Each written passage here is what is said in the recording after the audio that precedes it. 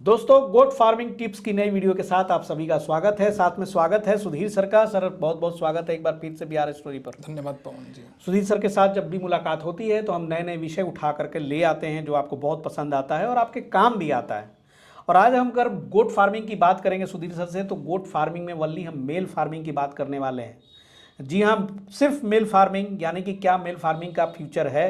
कोई commercial scale पे अगर फार्मिंग कर रहा है गोट्स का, तो क्या मेल फार्मिंग में अगर वो बकरा तैयार करे, ब्रीडर तैयार करे, बढ़िया खसी तैयार करे, तो वो कैसे ग्रो करेगा और कैसे क्या वो उसको फ़ायदा होने वाला है। थोड़ा सा सुधीर सर से इसी बात पर आज चर्चा करेंगे। सर, क्या ये आइडिया, आप तो बकरा फार्म के शुरू से हितैषी भी रहे हैं कि भाई बड़ा अच्छा चीज़ होता है। बिल्कुल बिल्कुल।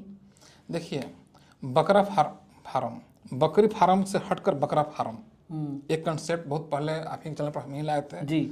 हो सकता है कुछ हमारे व्यूअर लोग देखे भी होंगे। और आपके इस कंसेप्ट से सर कुछ लोगों ने स्पेशली शुरू भी किया था। बिल्कुल सही और बात वो आज है। बहुत अच्छा कर रहे हैं। बहुत सही बात है। कर रहे हैं, और जो लोग नहीं जान रहे हैं फिर जान जाए और करें, एक बार आजमा कर देखें। बकरी फार्म तो अभी पूरा ट्रेंड में चला हुआ है। फीमेल बकरी लाइए, ब्रीडिंग कराइए, उसका बच्चा आएगा, बड़ा होगा, बिकेगा। लेकिन बहुत सारे लोग ऐसे हैं जिनके पास समय का अभाव है। तो करना तो चाह रहे हैं, लेकिन समय का उनके पास अभाव है। कैसे अभाव है? यदि आप बकरी का फार्मिंग कर रहे हैं तो बकरी जो बच्चा देगी, किसान से पूछकर बच्चा नहीं देगी। कभी रात में बच्चा देगी, कभी दिन में बच्चा देगी, उसका कोई टाइमिंग फिक्स नहीं है। सच्चाई बात है। तो वहाँ पर बहुत सारे लोग चाह कर भी इस क्षेत्र में कदम नहीं रख पा रहे हैं। भाई, एंगेजमेंट रेट बहुत ज़्यादा है। आपको लगना पड़ेगा। हाँ, यदि आप कुछ जॉब कर रहे हैं तो घर के दूसरे लोगों से सहयोग लेना पड़ेगा, यह स्टाफ रखना पड़ेगा। और आज के डेट में हो सकता है कुछ लोगों को मेरा बात अच्छा लगे भी नहीं, जितना अच्छा आप काम कर लीजिएगा ना, स्टाफ नहीं करेगा, चाहे लाख विश्वास कर लीजिए। हाँ, अपना काम अपना होता है। बहुत सारे लोगों ने भी ये बोला है। हाँ, मेरा भी अपना अनुभव है, आप लोग का भी ऐसा अनुभव होगा दर्शक भाई का। तो वहाँ पर सिचुएशन क्या आएगा? हो सकता है आपके घर का महिला साथ देने के लिए भी तैयार ना हो, लेकिन आप इस फील्ड में आना चाह रहे हैं। तो यदि मेल का फार्मिंग, ओनली बकरा का फार्मिंग आप करते हैं, हालांकि यहाँ पर फार्मिंग शब्द यूज नहीं किया जाए, अच्छा, पालन शब्द यूज किया जाए। बकरा पालन या बकरा मेल, पालन, हाँ, या मेल का पालन, तो उनके लिए ज़्यादा फायदेमंद रहेगा। क्यों? क्योंकि बकरा में बच्चा देने वाला कोई समस्या नहीं आएगा कि बकरा बच्चा देगा और न बच्चा देगा, ना उसको बच्चा को दूध पिलाने का झमेला रहेगा, ना सेवा करने का झमेला रहेगा। तो इस झमेला से लोग बच जाएंगे। तो उसके लिए क्या करना होगा? यदि कोई किसान फार्मिंग कर रहे हैं और उनके यहाँ से बच्चा लाएं और अपने यहाँ उसको पाल कर बड़ा करें, तो उसमें उनको समय कम लगेगा। साथ ही साथ जी, जो भी मेल होता है बकरी का, फीमेल के तुलना में उसका इम्यून पावर तगड़ा होता है, यानी कि रोग से लड़ने की क्षमता उसमें ज़्यादा होता है। तो ये बीमार भी कम पड़ता है। ग्रामीण बंधु, आप अपने गांव में देख लीजिएगा, यदि आप बकरी रखे हुए हैं तो आपकी बकरी जरूर साल भर में 3 बार 4 बार तबीयत खराब उसका जरूर होता होगा, भले ही कभी सर्दी होगा, कभी लूज मोशन होगा। लेकिन उसी गाँव में देखिए, जो बकरा खेत में चर के खा रहा है उसका तबीयत खराब नहीं होता है। या यदि आप फार्मिंग कर रहे हैं स्टॉल फिट पर, वहाँ पर भी देख लीजिएगा, बकरा में प्रॉब्लम बहुत कम आता है, लेकिन मेल में प्रॉब्लम कम आता है। जी, सर्वविदित है। सही बात है। तो इस समस्या से भी आप दूर हो गए। और उसका मार्केट भी बहुत ज़बरदस्त है। मार्केटिंग की बात भी कर लिया जाए, मेल का यूज या तो ब्रीडर के पर्पज से, नहीं तो फिर कटिंग के पर्पज से। तो कटिंग में तो खैर इतना ज़्यादा डिमांड है कि आप पूर्ति नहीं कर पाइएगा, चाहे जितना ही बड़ा बकरा फार्म खोल लीजिए, पूर्ति नहीं कर पाइएगा। सही। किसान से हलाइए, बड़ा करके बेचिए, अथाह डिमांड है। लेकिन यदि आपके पास अच्छा क्वालिटी का तैयार कर रहे हैं ब्रीडर, या क्रॉस ब्रीडिंग के पर्पज से, यदि आपके हमारा जैसे बिहार है, ब्लैक बंगाल की बकरी है, तो बकरा बर्बरी का डिमांड है, सिरोही का भी डिमांड है। तो यदि आप इस सभी का लेकर कर रहे हैं तो मीट के मार्केट से हट कर ब्रीडर मार्केट को पकड़िए, मोटा पैसा कमाइएगा, बहुत अच्छा पैसा, बहुत अच्छा पैसा कमाइएगा। हालांकि बकरी की दुनिया में फीमेल में हम बिहार और झारखंड के जैसे सिरोही अक्सर बोलते हैं कि नहीं करना चाहिए, नहीं रखना चाहिए। क्यों बोलते हैं ऐसा? कि यहाँ उमस है और राजस्थान में उमस नहीं पड़ता है, तो वहाँ की जो भी बकरियाँ हैं उनमें उमस बर्दाश्त करने की क्षमता नहीं होता है। लेकिन हम वही मेल में बात बोल देते हैं कि रखना चाहिए। तो ये प्रश्न उठेगा ना भाई कि आप बोलते हैं कि नहीं रखना चाहिए, यहाँ बोलते हैं रखना चाहिए। तो इसका मेन कारण यही है कि मेल में इम्यून पावर तगड़ा होता है, वो सरवाइव कर जाएगा। हाँ वो बर्दाश्त करता है। लेकिन जब भी खरीदारी करना रहे तो छोटा बच्चा न खरीदें, बाहरी राज्य वाली। यदि आप सोच रहे हैं कि छोटा बच्चा लेंगे सस्ता पड़ेगा, उसको ब्रीडर में तैयार करें, तो अधिकांश लोग यहीं पर फेल हो जा रहे हैं। अच्छा, जितने छोटा बच्चा रहेगा तो छोटा बच्चा का इम्यून पावर कमजोर होता है, दूर से आया हुआ है तो बीमार पड़ने का चांस ज़्यादा रहता है। तो ये बता दें जरूर सर, बहुत अच्छा आपने ये बताया कि इस सिचुएशन में वैसे बकरे जो हैं वो किस उम्र के खरीदना चाहिए। देखिए, यदि बिहार वाली यदि है, बिहार वाली बकरी ब्लैक बंगाल, यदि इसका आपको बच्चा लेना है तो कोशिश करना है कि वो दूध छोड़ चुका हुआ रहे, कम से कम उसका उम्र 2.5 से 3 महीना का रहे, दूध छोड़ा हुआ बच्चा। और दूसरा राज्य वाली जैसे राजस्थान की हो गई या सिरोही है, बर्बरी है, बीटल है, ठीक, खैर जमुनापारी है, बहुत सारे breed हैं। बर्बरी तो हमारे यहाँ जो मौसम है उमस वाला, उसमें वो सर्वाइव कर जाती है, उसमें उसको दिक्कत नहीं है। सिर्फ दूध छोड़ा हुआ बच्चा लीजिए, सर्वाइव कर जाएगी। लेकिन राजस्थानी ब्रीड कोई भी रहे, उसको कम से कम 4 महीना से ऊपर वाला रखना चाहिए, कारण वो सब 3 साढ़े 3 महीना 4 महीना तक दूध ही पीते रहता है। तो और कोशिश कीजिए कि 4 महीने से ऊपर भागिए। बहुत, लेकिन सर वजन भी उन लोग का बहुत जबरदस्त होता है। हम नो डाउट, तो हमको वजन से मतलब नहीं है, सर्वाइवल रेट से मतलब। सर्वाइव कर गया तो बहुत अच्छा दाम लेके जाएगा। इसलिए उसको तो छोटा में मत खरीदिए।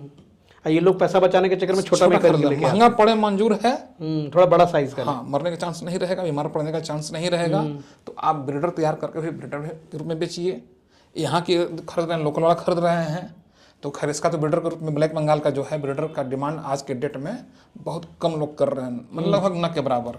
इसको कटिंग में भेजिए, तो इस तरह से आप करेंगे तो अच्छा मुनाफा होगा। या यदि आप बकरी फार्म ऑलरेडी चला रहे हैं तो अपने फार्म पर ही एक सेक्शन तैयार कर दीजिए, छोटा सा सेल भी कीजिए और गर्भाधान सेंटर भी खोल दीजिए। तब मेल फार्मिंग का कॉन्सेप्ट वहाँ आ जाएगा। हाँ, जो आप गर्भाधान सेंटर में ये हुआ, यदि आपके गांव के या आपके अड़ोस पड़ोस के गांव में जो लोग भी बकरी पाल रहे हैं, 2 बकरी 4 बकरी पाल रहे हैं, और उनको अच्छा नस्ल का बकरा उपलब्ध नहीं हो पा रहा है, उसका डिमांड है, तो वो लोग अपने बकरी को आपके यहाँ लेकर आएंगे और एक पैसा देंगे, वो तय आप कर लीजिए। क्या रेट चल रहा होगा सर? वो तो जैसा जैसा बकरा है उसके अनुसार 300, कहीं 400, कहीं 500 रुपया भी ले रहे हैं। जैसा 500 रुपये तक लोग लेते हैं।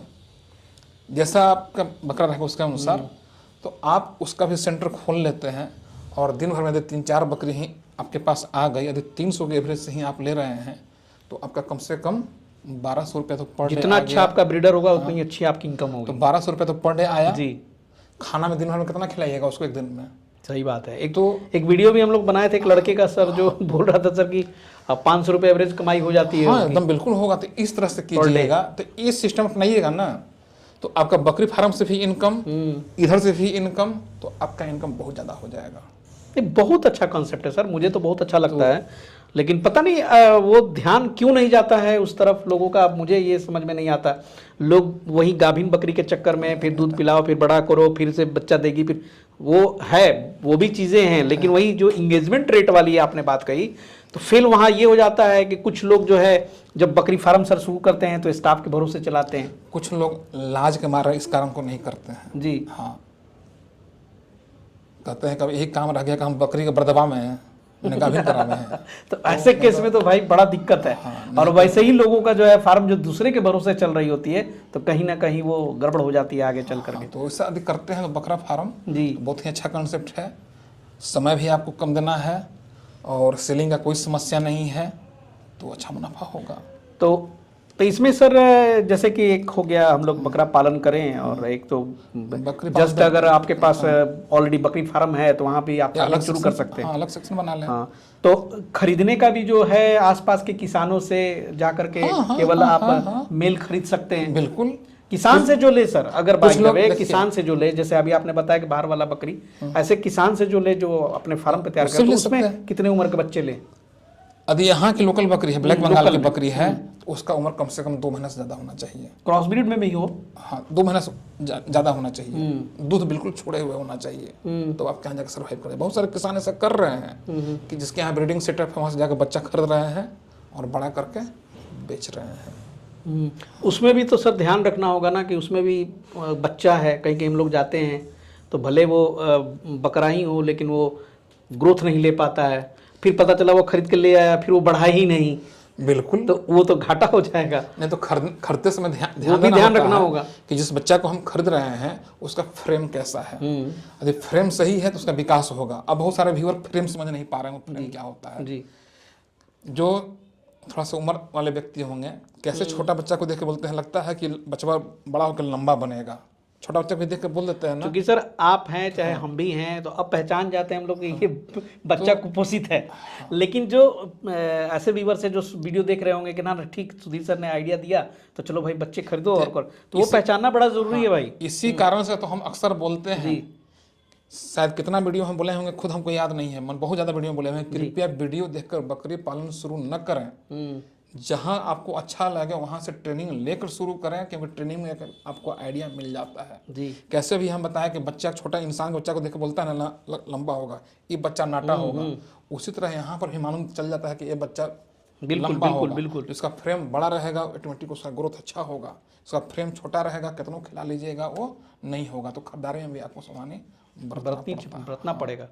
नहीं तो सारी इन्वेस्टमेंट आपकी हो गई, वजन ही नहीं बढ़ा तो सारा खेल वहीं खत्म हो गया। हाँ, लेकिन फिर भी बता दे रहे हैं जी, बकरी में कभी नुकसान वाला चीज़ नहीं होता, उसमें भी आ गया ना कुछ ना कुछ दे के ही जाएगा जी। हाँ, कुछ ना कुछ बकरी ही एक ऐसा चीज़ है कि मरते मरते दे के जाती है, बशर्ते कि आप उसको मरने ना दीजिए। हाँ जी, हाँ, जो सच्चाई बात है जी जी। गाँव के लोग क्या करते हैं, अच्छा ये हो गया है चलो खचाक वाला सिस्टम अपना देते हैं, हो गया तुरंत फोन घुमाया बुला लिया कटर। हाँ, अब सपोज कीजिए, देखिए जो किसान लकीर के फकीर बने हुए रहते हैं वही नुकसान में जाते हैं। मान लीजिए कि बकरी को ब्रेन हेमरेज हो गया, हार्ट अटैक हो गया, ठीक, तो उसका इलाज के चक्कर में जो पड़ेंगे तो व्यूअर लोग आप लोग बताइएगा उनको हम बुद्धिमान की कैटेगरी में रखें कि नहीं रखें जी। एक मेरा अपना मानना है, क्योंकि जब हम बिजनेस करने चले हैं और उससे हम दिल लगा बैठेंगे